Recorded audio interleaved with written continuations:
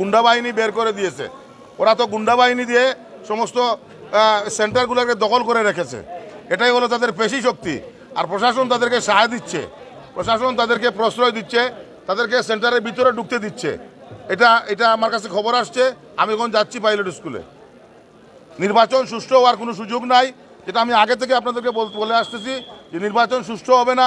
কারণ প্রশাসন, নির্বাচন কমিশন তাদের পকেটে, এই দুইটা সংস্থা তাদের পকেটে রেখেই তারা কাজ করতেছে। তবে ইনশাআল্লাহ যদি আল্লাহর হুকুম হয় আর নগরবাসী যদি লাঙ্গলে ভোট দিতে থাকে, ওয়েদার যদি ভালো থাকে, তাহলে লাঙ্গলের বিজয়কে যতই চক্রান্ত করা হোক না কেন ঠেকানো যাবে না। আমি তো এখনো ভোট দিয়ে গেলাম ভাই। অভিযুক্ত করবো, এটা আমরা বিরোধী দল না, আমরা জাতীয় সংসদের বিরোধী দল না। অভিযোগ করার জন্য না, অভিযোগ করে এসেছি আমি। আপনাদেরকে জানাচ্ছি, আপনারা বিবেকবান সাংবাদিক, কি ঘটে যাচ্ছে ওইটা আপনাদেরকে জানাচ্ছি আমরা। শেষ পর্যন্ত নির্বাচনে থাকবো কিনা না সেটা আপনাকে কিভাবে বলবো আমি? আগে নির্বাচন শেষ হোক। হ্যাঁ, অভিযোগ দেওয়া আছে, ওরা পাত্তাই দেয় না, ফোনই উঠায় না। কাগজ তো কতটা দিছি। লাঙ্গলের বিজয় হবেই হবে।